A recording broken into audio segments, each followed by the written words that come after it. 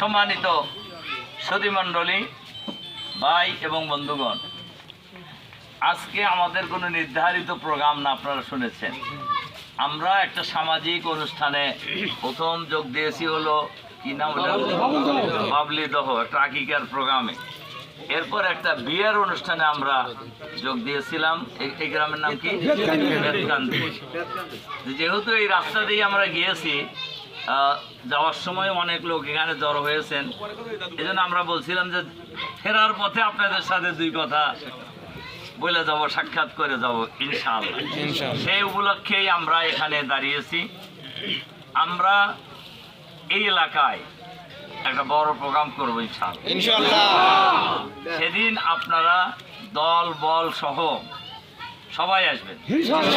ওই দিন আমি দেশের রাজনৈতিক পরিস্থিতি সহ বাংলাদেশ জামাত ইসলামী বাংলাদেশে কি করতে চায় এবং আমি নির্বাচিত হলে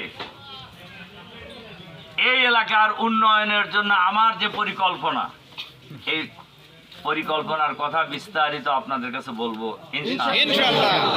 এই অবহেলিত উপজেলা উল্লাপাড়ার বিশেষ করে এই বিল অঞ্চলের মানুষের উন্নয়নের জন্য আমার কি চিন্তা, এই চিন্তা আপনাদের সামনে সেদিন পেশ করবো ইনশাআল্লাহ। সম্মানিত সুধীমণ্ডলী, ভাই এবং বন্ধুগণ, আপনারা জানেন দীর্ঘ প্রায় 16 বছর আমরা আসতে পারিনি, আপনাদের কাছে আসতে দেওয়া হয় নাই। এই উল্লাপাড়ায় আমরা আসতে পারিনি। আপনাদের এই বেতকান্দি বাগমারা তো দূরের কথা আর কি। খালি আমরা নয়, দেশের কোন দেশপ্রেমিক মানুষ তার এলাকায় যেতে পারে। যাক, এই ব্যাপারে আজকে কিছু বলবো না, সেদিন বলবো ইনশাআল্লাহ।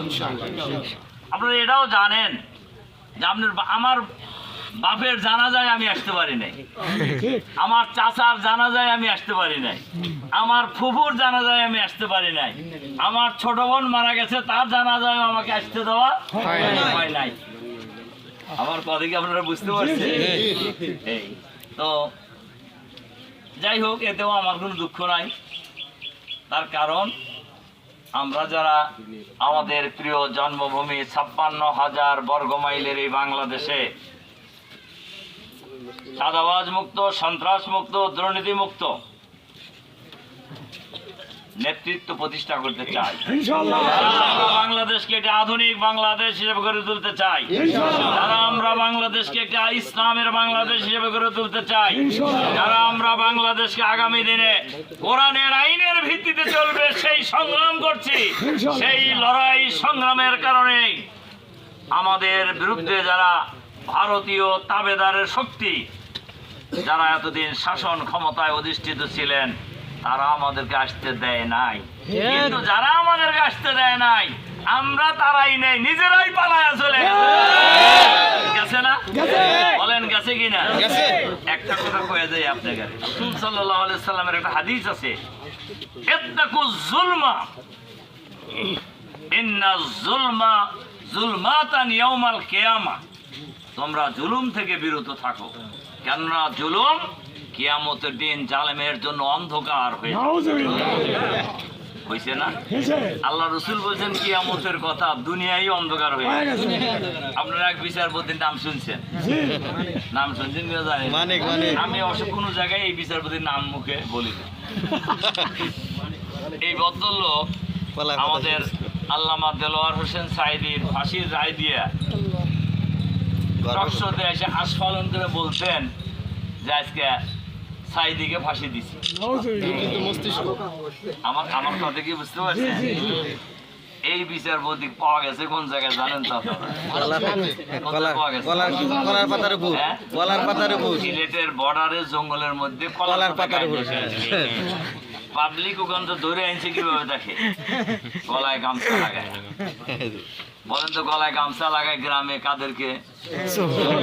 এই বিশেষ করে শেষরা চোর যারা, এদেরকে কিন্তু গলায় গামছা লাগায়। তারপরে বিচারপতির গলায় গামছা লাগাই লোকেরা, এটা জামাত শিবিরের লোকেরা তো লাগায় নাই, পাবলিক লাগাইছে। বিডিআর এর সদস্যরা লাগাইছে। তাহলে কি কাম করছেন আপনি? আপনার গলায় গামছা লাগায়? আমার কথা কি আপনারা? এই জন্য আমি সামনে যেদিন আসবো আপনারা সবাই আসবেন, নিয়ে আসবেন। আমি সেদিন রাজনৈতিক পরিস্থিতিও বলবো, আর উল্লাপাড়া বাংলাদেশের জামাত কি করতে চায় আপনারা দেখছেন। গ্রামে গঞ্জে কিন্তু অফিসে, আদালতে, নগরে, বন্দরে, সচিবালয় থেকে শুরু করে সর্বত্রই একটা আওয়াজ উঠছে, সব দল দেখা শেষ, আমরা দেখবো এবার জামাত ইসলামী বাংলাদেশ। কি বলতেছে না লোকেরা? এবং জামাত রাষ্ট্রীয় ক্ষমতায় গেলে কি করবে, কি করতে চায়, এ ব্যাপারে বিস্তারিত বক্তব্য আমি সেদিন দেব ইনশাআল্লাহ। ইনশাআল্লাহ আল্লাহ তাআলা আমাদেরকে যার যার জায়গায় সঠিক ভূমিকা পালন করার তৌফিক দান করুন।